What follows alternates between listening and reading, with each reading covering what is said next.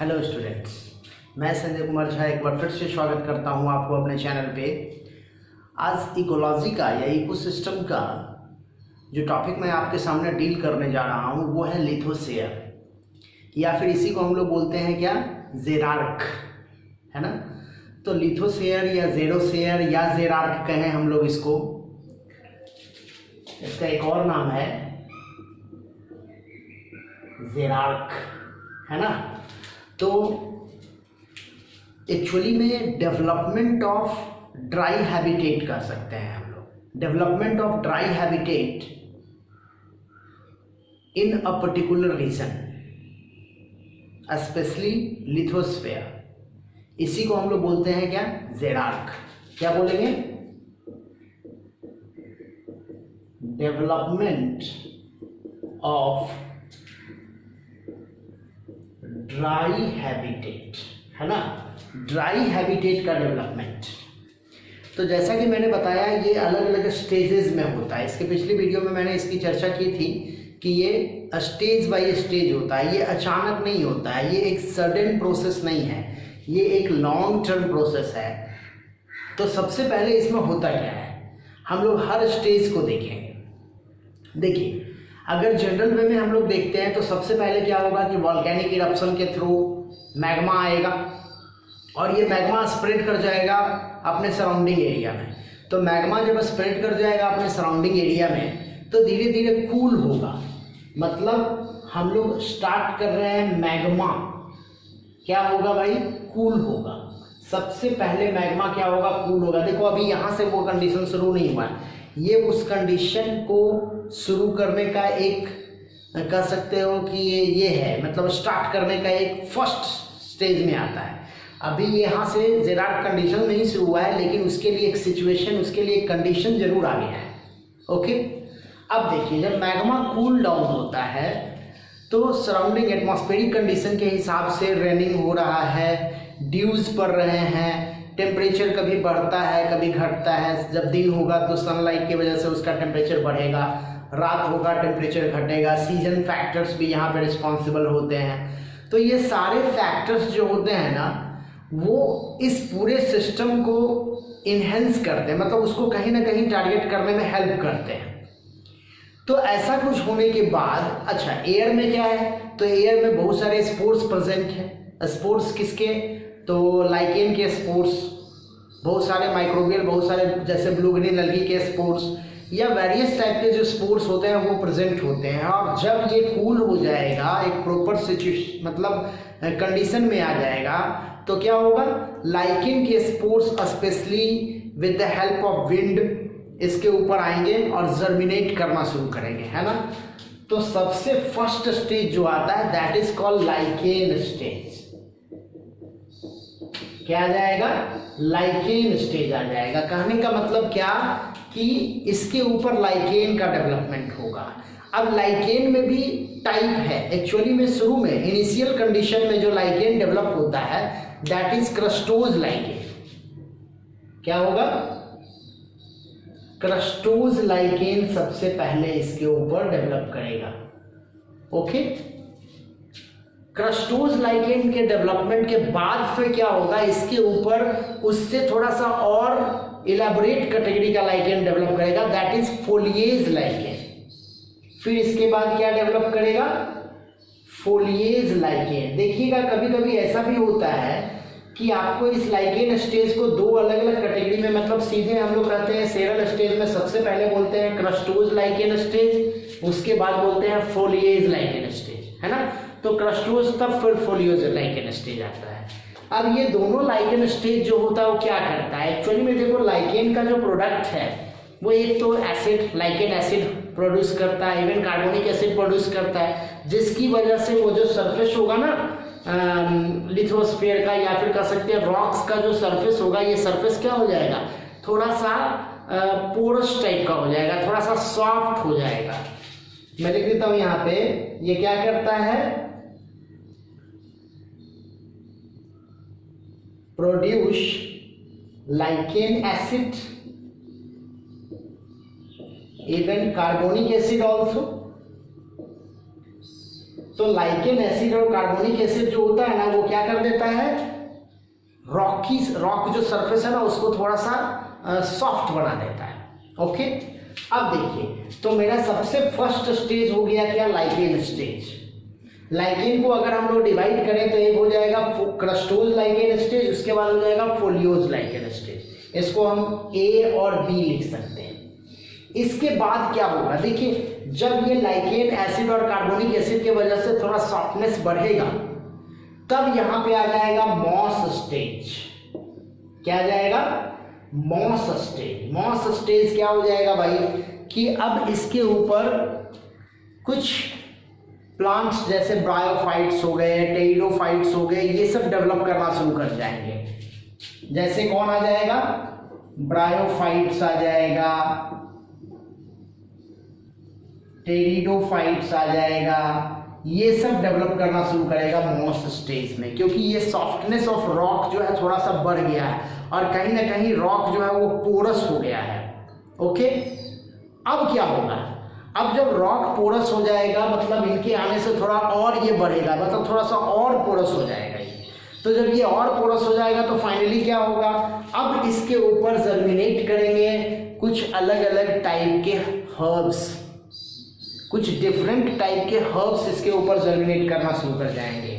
और वो जो डिफरेंट टाइप के हर्ब्स जर्मिनेट करेंगे, ग्रासेस वगैरह जर्मिनेट करेंगे, तो हम लोग इसके लिए टर्म देते हैं ग्रास स्टेज।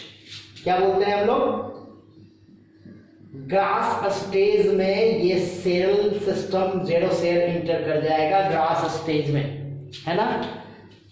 इसमें क्या होंगे, कुछ ग्रासेस हो जाएंगे, कुछ हर्ब्स हो जाएंगे, ये सब डेवलप करेंगे।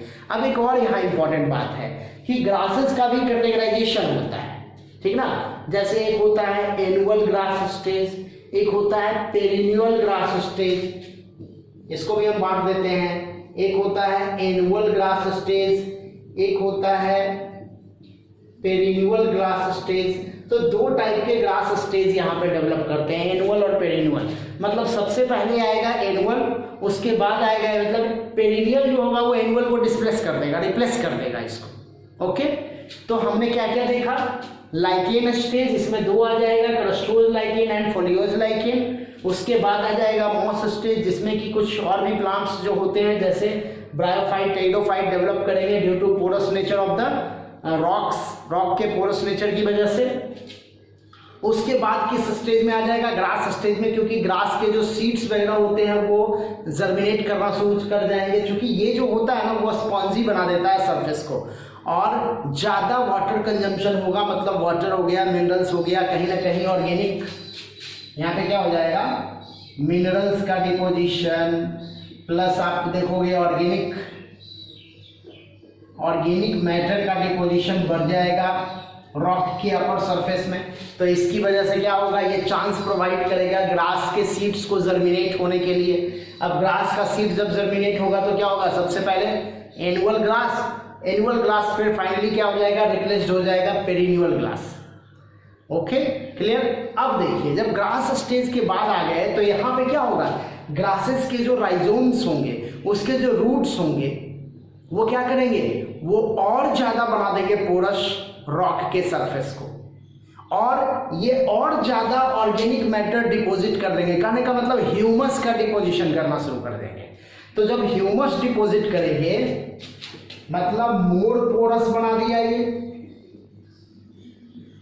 और क्या कर दिया, डिपॉजिट किया गया ह्यूमस का डिपोजिशन शुरू कर दिया। अब क्या होगा कि ग्रास स्टेज के बाद हम लोग इंटर कर जाएंगे सर्ब्स स्टेज में। यहां के बाद हम लोग इसमें इंटर कर जाएंगे तो सर्ब्स स्टेज में हम लोग इंटर कर जाएंगे। ओके, अब सर्ब्स स्टेज में जब इंटर करेंगे तो आप समझ रहे हो सर्ब्स डेवलप होगा, है ना, क्योंकि ये रूट जो होते हैं, मतलब कि सर्ब्स के जो रूट्स होते हैं वो और ज़्यादा क्रैक कर देंगे रॉक के सरफेस को, है ना, वो और ज़्यादा ऑर्गेनिक डिपोजिशन डालेंगे उसके ऊपर, उसके सरफेस पे और ज़्यादा ऑर्गेनिक मैटर को डिपॉजिट करेंगे, और कहीं ना कहीं वेदरिंग में और वेदरिंग को इन्हेंस कर देंगे, क्योंकि ये सारा प्रोसेस वेदरिंग का ही है, बायोलॉजिकल वेदरिंग का एक पार्ट है ये, है ना। तो सर्ब्स जैसे क्या, जैसे जिजीफस हो गया, कैपेरियस हो गया, तो ये सब मैं लिख देता हूँ, जैसे क्या है भाई, जिजीफस हो गया, कैपेरिस हो गया, तो ये सब जो सर्ब्स हैं वो उसके ऊपर डेवलप करना शुरू कर जाएंगे। ओके, कैपेरिस डबल पी होता है, तो कैपेरिस वगैरह जो है वो डेवलप करना शुरू कर जाएंगे। तो इस तरह से हम लोग देख सकते हैं कि सर्ब्स का डेवलपमेंट हुआ। अब जब सर्ब्स डेवलप होगा तो और चांस प्रोवाइड करेगा लार्ज ट्री को डेवलप करने में, मतलब कि seeds of large tree now develop on that particular area. उस पर्टिकुलर एरिया में अब क्या होगा कि रॉक जो है वो सॉइल्स के फॉर्म में कन्वर्ट हो रहा है ना। साथ ही साथ क्या होगा कि जो बड़े जो प्लांट हैं, जो ट्रीज हैं, उनके सीड्स को डेवलप करने का एक प्रॉपर कंडीशन प्रोवाइड हो रहा है वहाँ पे। तो फाइनली सर्ब्स स्टेज के बाद ये जो सेरल स्टेज है, ये जो आपका ये लिथोसेयर है, वो क्लाइमेक्स कम्युनिटी की तरफ मूव कर जाएगा, मतलब वो फॉरेस्ट स्टेज में चला जाएगा, है ना, जिसको हम लोग बोलेंगे क्या, क्लाइमेक्स कम्युनिटी।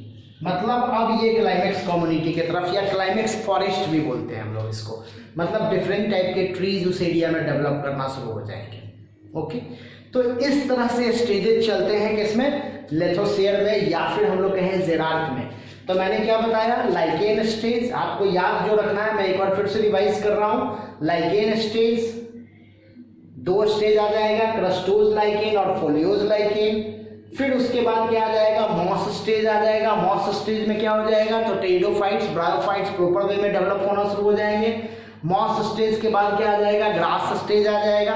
ग्रास स्टेज में क्या होगा भाई, तो इसमें एनुअल ग्रास और पेरिन्यूअल ग्रास, पहले एनुअल ग्रास डेवलप करेगा, एनुअल ग्रास फाइनली रिप्लेस्ड हो जाएगा पेरिन्यूअल ग्रास से, और उसके बाद फाइनली क्या हो जाएगा कि ये सर्ब्स स्टेज में इंटर कर जाएगा, ये सेरल स्टेज। तो सर्ब्स स्टेज में जब इंटर करेगा तो जैसे जिजीफस हो गया, कैपेरिस हो गया, ये सब प्लांट, इस टाइप के प्लांट वहाँ पे डेवलप करेंगे, और ये रूट्स जो होंगे, इसके जो रूट्स होंगे वो क्रैकिंग काउज कर देते हैं रॉक्स के अपर सरफेस को, और मोर डिपॉजिट करते हैं ऑर्गेनिक मैटर को, स्पेशली ह्यूमस के फॉर्मेशन में ज़्यादा रिस्पॉन्सिबल होते हैं। फाइनली क्या हो जाएगा, सब स्टेज के बाद फिर जो ट्रीज हैं उसके सीड्स डेवलप करना शुरू हो जाएंगे और जर्मिनेट करेंगे वो, और फाइनली वो क्या हो जाएगा, फॉरेस्ट स्टेज में चला जाएगा, क्लाइमेक्स फॉरेस्ट स्टेज में चला जाएगा। ओके, तो इस तरह से हम लोगों ने देखा लिथोसेयर और जेरोसेयर।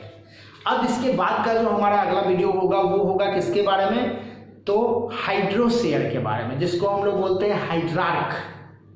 ओके, और ये हाइड्रार्क वाला जो कंडीशन है वो ज़्यादा इंपॉर्टेंट माना जाता है एज कंपेयर टू इस कंडीशन, क्योंकि generally examination point of view से, क्योंकि उस स्टेज को ज़्यादा पूछा जाता है एज कंपेयर टू इसके। ओके, तो आपको ये सारा टॉपिक समझ में आ गया होगा। आपका बहुत बहुत धन्यवाद इस चैनल पे कंटिन्यूअसली बने रहने के लिए। Thank you.